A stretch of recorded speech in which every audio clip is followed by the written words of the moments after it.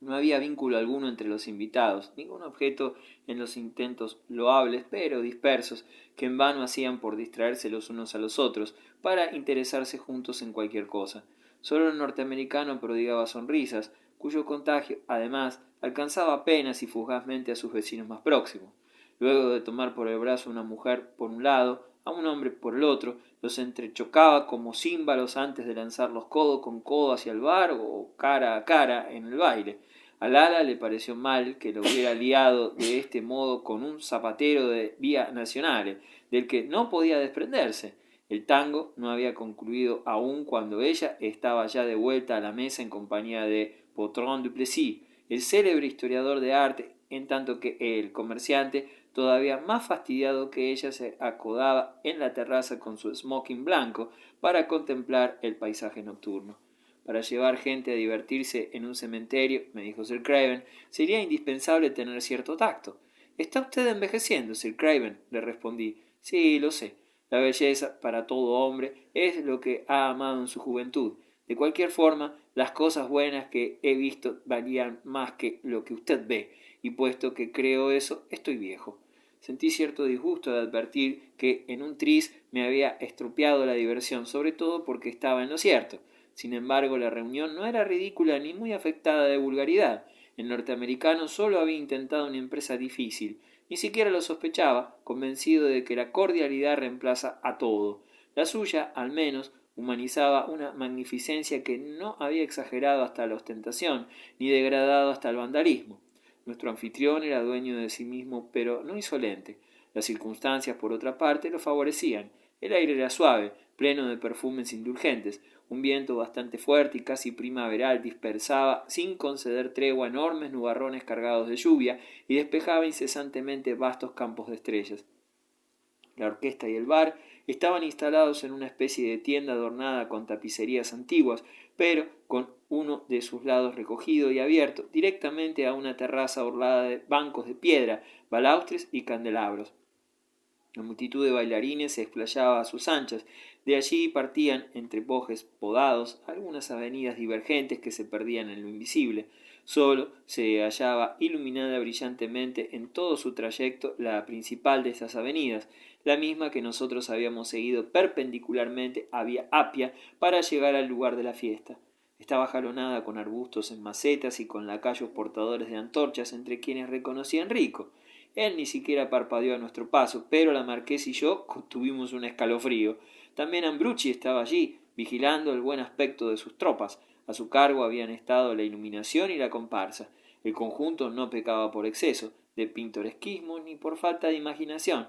La puesta en escena, a favor de la oscuridad, no ultrajaba la majestad del paisaje, apenas si se filtraba una pizca de exageración sacrílega, en virtud de la cual ciertas faltas de gusto se excusaban a cuenta de lo que podía suponerse intencional y paródico. Así, al comienzo, las pelucas de los lacayos, sus blancas medias calzas, sus chapines que se hundían en el suelo blanco y pedregoso, habían disgustado a Sir Craven, quien sólo apreciaba, según dijo, el carnaval en Venecia. Pero al cabo de un rato, ya que Bertrand Duplessis protestaba a su vez contra lo que llamaba el imperdonable error de la librea, Sir Craven, movido por la solidaridad anglosajona, le respondió con gracia que si el champaña era de calidad, tales detalles de indumentaria carecían de importancia. Pero esos calzones color de cereza son una catástrofe, insintió Bertrand Duplessis. Bastaba con blanco y negro, a lo sumo con un verde de escarabajo, o acaso una seda color de pulga que hubiera maravillado a Stendhal. Tendría que habérselo encargado a Joubert. La crítica es fácil, respondió secamente Sir Craven. Esta frase intrascendente, que fue oída por el norteamericano, habría de provocar en su espíritu reacciones de imprevisibles consecuencias, pero por el momento nuestro huésped se conformó con reír, encantado de que su fiesta brindara materia de discusión. Siempre sonriente, volvía a cada momento la cabeza hacia la ruta, acechando la llegada del embajador de Estados Unidos.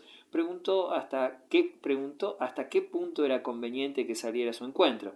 Sir Craven opinó que debía hacerlo por el centro de la avenida, por Tron de Plessis por la escalera de la terraza, pues la vista no era oficial. Tal preocupación por el protocolo me sorprendió en el criador de gallinas. Europa decididamente lo había contagiado. La embajadora puede serle útil, me susurró Sir Craven. Procuremos no desaprovecharla. Mi amigo ponía a mi servicio desde aquella mañana una solicitud en la que yo, no sin ingratitud, sospechaba algo intrigante y mezquino. En relación, la ligereza desenfadada del norteamericano me era tan grata como un rasgo de elegancia. El encanto de esa fiesta sin sentido estaba en su perfecta inutilidad. Había costado muchos dólares e ingenio, y uno se aburría allí con alma y vida. A poca altura, por encima de nuestras cabezas pasaron algunos aviones guiados por jóvenes pilotos que se divertían asustándonos. Después de escribir algunos círculos, aterrizaron en el vecino campo de aviación, cuyas señales de abalizamiento, brillando a ras de la llanura, me habían hecho creer que se divisaba allá a lo lejos un villorrio iluminado. No había villorrio, y tal soledad a pocos pasos de la ciudad más famosa del mundo no era habitable sino por los muertos o los genios del aire. Entre unos y otros, nosotros mismos, las 50 personas que pasábamos allí aquella noche sin mañana, en un decorado ensueño que el amanecer disiparía, no estábamos seguros de pertenecer ya al mundo de los vivos, ni de posar nuestras plantas en la tierra. Estuve buscando a Jerónima durante buen rato. Había titubeado a la entrada del salón de baile y casi enseguida se había escurrido en la sombra, mientras Sir Craven me arrastraba para presentarme a personalidades, es decir, según él había acotado en voz baja, a gente que ha abdicado toda personalidad en beneficio de su personaje y que, en consecuencia, a modo de premio por el sacrificio, ha obtenido el poder. Pero yo no vacilé en manifestar que las personalidades me reventaban. En cambio, estaban llenas de atractivos para Orfeo, que, dejándose presentar sin resistencia a todo el mundo, calculaba de un vistazo la utilidad de cosechar tantas amistades nuevas. Con pocas réplicas amables y desdeñosas había conducido ya a feliz término la conquista del viejo príncipe Becky y de su muy joven esposa. Sin embargo, casi no se alejaba del ala, que no le mezquinaba el título de cavaliere. Eso le permitió a Orfeo tratar de igual a igual con un caballero de la Orden de Malta y mirar desde muy alto, para seducirla mejor, a la obesa mujer de un diamantista judío, la cual, para su desgracia, tenía la inesperada delicadeza de no llevar joya alguna. Yo no comprendía que hubiera seres humanos capaces de reunirse con tanta pompa para compartir los elementos más superficiales y más inconsistentes de sus vidas. Feliz aún de que no fueran los más horrendos y los más nefastos, como en las reuniones de políticos o de gente de negocios. En tanto que bebían juntos con gritos de falsa alegría, me aparté de ellos. ¿Dónde se habían escondido Jerónima? Sin duda alguna no se había arriesgado sola por la avenida central, entre las dos filas de lacayos portaantorchas. Yo mismo no habría afrontado sin pena ni risa la solemne impasibilidad de Enrico, que era, no obstante, en toda la comedia, el actor al que con mayor curiosidad le hubiera arrancado la máscara. Con un salto por sobre la orla de lilas gané a campo traviesa otra avenida lateral y más humilde, cuyo trazado puramente decorativo, cortado por una pequeña viña a medias silvestre que no se distinguía desde la terraza, se cerraba con engañosa perspectiva. A medida que me iba alejando y me habituaba a la oscuridad, veía precisamente delante de mí, en el cielo, una alta mole curva y almenada, compacta como el ramaje de los pinos doncel que se erguían, de trecho en trecho, entre los árboles enclenques del borde de la ruta. Era el sepulcro de Caecilia Metela. Había olvidado su presencia y no lo reconocí sino por su inmovilidad magnífica, en tanto que alrededor de su masa sólida y oscura el viento se complacía en castigar y rasgar el telón de cipreses y álamos marchitos. Gran cantidad de autos se alineaban a lo largo de la vía Apia, de donde me hallaba muy cerca. Los conductores charlaban en voz baja mientras iban y venían de aquí para allá, entre ellos nuestro auriga, que aguardaba la hora de regreso, hablando con tanta insistencia de la Argentina que sus compañeros lo habían apodado ya el argentino. Todos tenían las manos en los bolsillos, el cuello levantado, como todo proletario cuando arrecia el frío. Las llamas de las farolas iluminaban débilmente esos conciliábulos de hombres pacientes y soñadores, a quienes la compañía de sus caballos había comunicado poco a poco no sé qué ruda dulzura y el sentido de la fatalidad.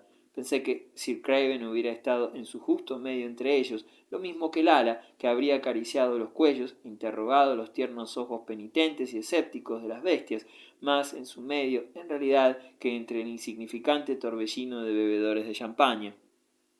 En los espacios libres, choferes y cocheros habían alineado al azar sus vehículos en dos filas irregulares, de las que a veces se libraba súbitamente encendidos todos los faros urgido por tomar la posición de partida, cuando no eran amigos que, maniobrando para estar más próximos, provocaban atascamientos en la calzada estrecha y reproches en los grupos ya constituidos. Una pequeña escolta de agentes motociclistas apareció cual torbellino y enfiló sobre los rezagados para despejar la faja de terreno que daba acceso a la avenida principal. De pronto, sobre nuestras cabezas se sucedieron algunos relámpagos. Pensé en fuegos de artificio. Eran tan solo cohetes chisperos lanzados por Ambrucci desde lo alto del sepulcro, donde se había ubicado para saludar la llegada del embajador. Así, a la luz de esos violentos resplandores, en el escondrijo donde se acurrucaba hecho un ovillo entre las retorcidas ramas del parral, encontré a Jerónima. También ella, por instinto, había buscado refugio en el lugar más agreste, no lejos de los animales y de sus guías, o mejor dicho, separada de ellos por el monumento era a éste a quien se había confiado, como criatura perdida que va a reposar sobre la única piedra cuyo camino no ha olvidado, y que es la de la tumba de la familia. Y Caecilia Metela, como hermana tutelar, había acogido a la pequeñuela en el ruinoso umbral del mausoleo. Una separación de varios siglos no había roto el vínculo. Allí Jerónima estaba en su casa, por derecho de nacimiento, mucho más que cualquiera de los invitados a la fiesta bárbara, cuya música, llevada por el viento, turbaba el sueño de los manes y hacía sobresaltar de vez en cuando algún caballo de sonoros cascos. A la luz de los cohetes chisperos que se consumieron enseguida, abracé con la mirada a Jerónima que yacía como abatida al pie de los taludes y detrás de ella el monumento por instantes visible en toda su altura. Las almenas agudas que coronaban el contorno parecían contra el cielo un círculo de pájaros nocturnos sorprendidos por la tempestad. Esas almenas que en italiano llaman merle son muy semejantes a los adornos que rematan la puerta del pueblo y cuyo celestial augurio yo había consultado muy fervorosamente en mis tiempos de estrechez, cuando, recluido en Vía Flaminia, no me decidí a entrar en la ciudad. En cambio se distinguía de punta a cabo en cuanto a significación. El friso de la puerta del pueblo estaba formado por vivaces y matutinas palomas, el de la tumba por aves oscuras, búhos o cuervos en acecho misteriosos e inmutables como jeroglíficos, centinelas de un recinto que no conducía sino a la muerte. Me estremecí. «Roma», murmuré apenas. «Acércate, Jimmy», dijo ella, «acércate pronto. Eres todo lo que tengo». No parecía sorprendida de que lo hubiera encontrado en esas tinieblas. Nos abrazamos y se abandonó a mí con ímpetu tan apasionado que debí apelar a todas mis fuerzas para no lograr al instante mi fácil, mi peligrosa victoria. Hecho un fuego, abrumado por el placer, debí apartarme varias veces de ella con una prudencia más que oportuna, ya que estábamos a merced de un brusco resplandor de la luz, y los policías encargados de proteger al embajador recorrían la ruta donde súbitamente la conversación de los cocheros había disminuido en una octava. El peligro me excitaba, no menos que la voluptuosidad, en tanto mis manos acariciaban larga y detalladamente el cuerpo de la criatura perdida, mientras las suyas me atraían hacia ella y su boca, sobre mi cuello desceñido, buscaba con la habilidad de la inocencia el punto donde su beso sintiera que se debilitaba mi resistencia. En el instante de ceder me reincorporé de un brinco, dejándola inerte en el suelo. Me volví hacia la base del sepulcro y ofrecí a la muerta el sacrificio de los deseos que yo hubiera sido culpable de satisfacer con la viviente. Tal pensamiento me devolvió poco a poco la calma, pero no estaba en condiciones de exponerme a un nuevo esfuerzo. Jerónima, abiertos ya los ojos, contemplaba fijamente las estrellas. En la terraza, entre otras parejas, la marquesa bailaba con Sir Craven. Una mujer india, envuelta en velos de color turquesa, bailaba sola, extendiendo los brazos. «Comprende», le dije, «que somos invitados. La fiesta acabará pronto. Quedémonos aquí un rato más», me suplicó Jerónima con un hilo de voz, pero no protestó cuando me senté a cierta distancia de ella. Suspiramos. «Hablemos de cualquier cosa», me propuso. Le dije que por la mañana había recibido una carta de mi madre y que me había faltado tiempo para leerla hasta el final. Por lo general mostraba avidez por cuanto podía traicionar mi vida pasada y lejana. «Leámosla juntos», me propuso.